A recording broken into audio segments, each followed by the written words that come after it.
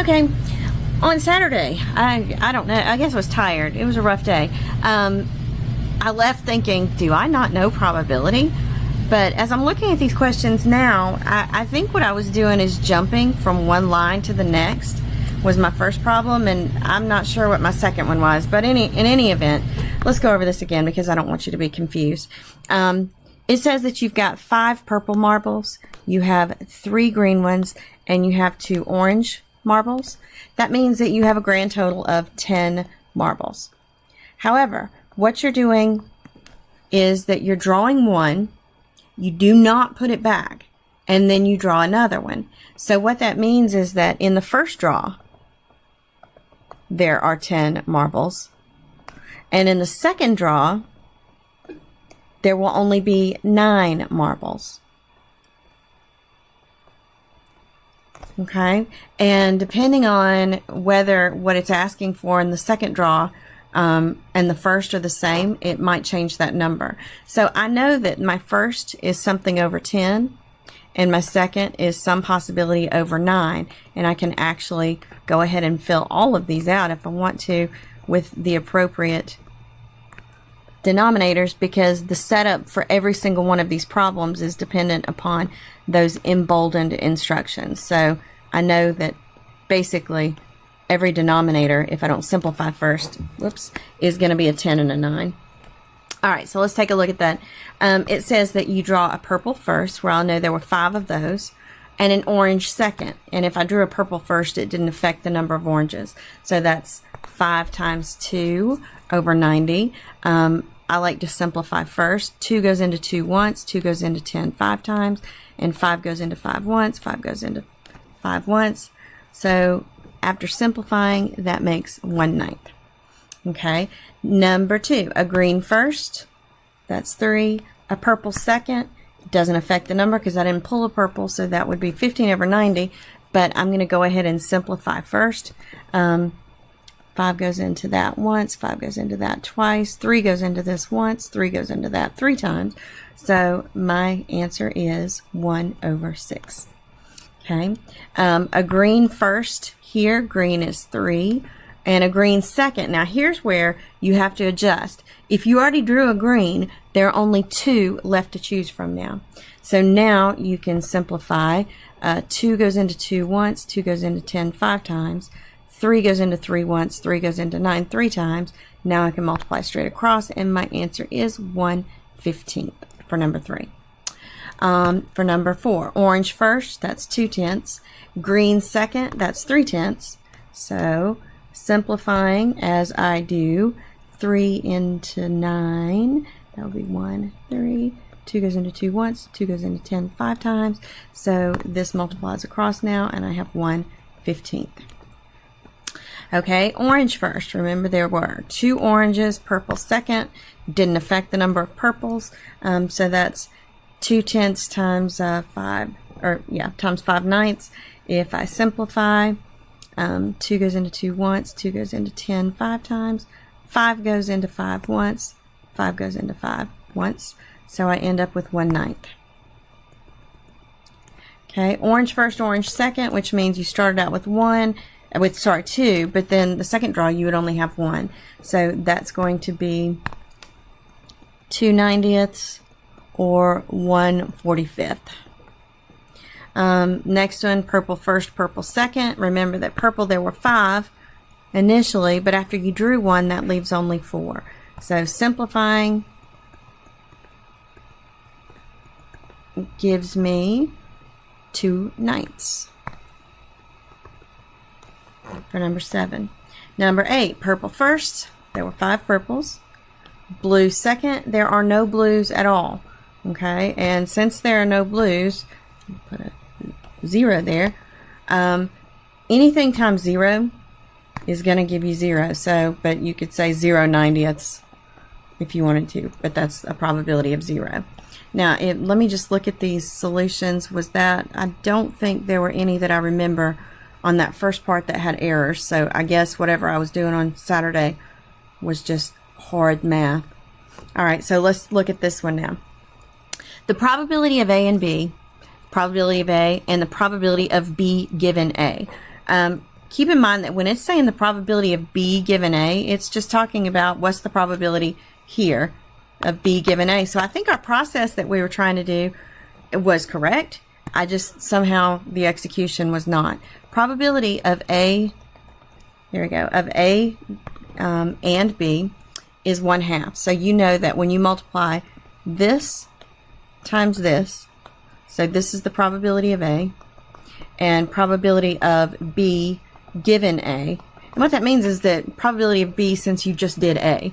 Okay, and now you're going to look at this, and this is going to be the probability of A and B. Okay, so we followed that train, which is I think what we did on Saturday. And so probability of A and B, it gives you is 1/2. The probability of A, it gives you is 2/3, which means the thing that you don't know is the probability of B given A. So 2/3 times X equals 1/2. 2/3 X equals 1/2. And now you can just solve this equation. I'm going to multiply both sides by the 3 and the 2. By 3 and by 2. By 3 and by 2. I did that to clear out the fractions so that I could say that 3 cancels with that, leaving 4x equals the 2 cancels with the 2, 3. So divide by 4, x is equal to 3/4. So that is your probability of B given A. Okay, next question. Here we go. Let's see what it's asking. So the next one asks, given that the probability of A and B is 0.12, and the probability of A is 0.2, wants to know what is the probability of B given A. So that would be the equation 0.2x is equal to 0.12. Guys, if you're nervous, and sometimes we get that way on tests, I would go ahead and put this in the calculator, even though I understand you know what it is. But decimals, sometimes you get your decimal place in the wrong place. So this is actually 0.6. Okay, 0.6. And I want to check and see which one it was. Number 11. I remember we sort of pondered number 11, and it that's the one that there was a problem with and shook my confidence majorly. It tells you that the probability of A is 1/4, and that the probability of B given A is 1/3. Well, what that means is 1/4 times 1/3 is the probability of A and B, which is 1/12. If you look at the answer key, it said 1/16, and that's not right. 11 should be 1/12. 12. Given the probability of A is 0.37 and the probability of B given A is 0.42, so keep in mind, in the little tree diagram of things that happen, it's giving you that probability of A is 0.37 and the probability of B is 0.42, and it wants to know the probability of A and B. Sorry, hold on. Go away. No. Sorry. All right. So looking at this, the probability of A and B is 0.37 times 0.42, enter. And that's 0.1554. 0.1554. And if you look, that answer was correct. So I think when I did that one, I jumped. All right, from one line to the next as I was putting the numbers in. All right, so the next one is the probability of the probability of B given A is 2/3. And the probability of A and B is 1/5. And it wants to know what's the probability of A. So that would be 2/3 times X is equal to 1/5. Multiply both sides by the 3 and the 5. By the 3 and the 5. 3's cancel, and that's 10x is equal to 3. And divide both sides by 10. So X is 3/10. And the next one is given the probability of B given A is 0.63, and the probability of A and B is 0.27. Find the probability of A. That means that you are going to take the probability of A and B, which is 0.27, and divide it by the probability of B given A, 0.63, and that's going to give you 0.428, and I believe it rounded to 0.43.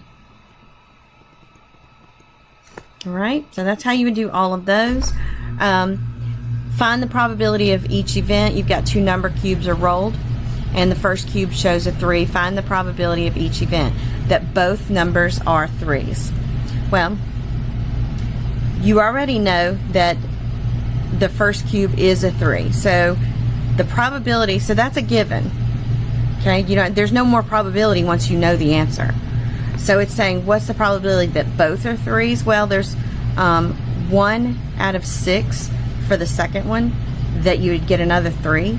So that's the answer to that one. Okay. In other words, here's your first roll, and here's your second roll. All right. It already tells you, the second roll, you've got 1, 2, 3, 4, 5, and 6 as possibilities, but it's already told you this. You know that the first one is 3. So what's the probability that both are 3? There's only one line that has both 3, so 1 out of 6. Okay. What is the probability that the sum is 7? There's only 1 out of 6 that has a sum of 7. What is the probability that both are odd? There's 1, 2, 3. Okay. So that would be 3 out of 6, or 1/2. What's the probability that you have a sum of 2? There aren't any that sum to 2, so that's a 0. All right, next. For one roll of a number cube, let A be the event multiple of 2, and B is the event a factor of 12. Let's talk about multiples of 2. Okay, a multiple of 2 is if it's a 2 or a 4 or a 6, right?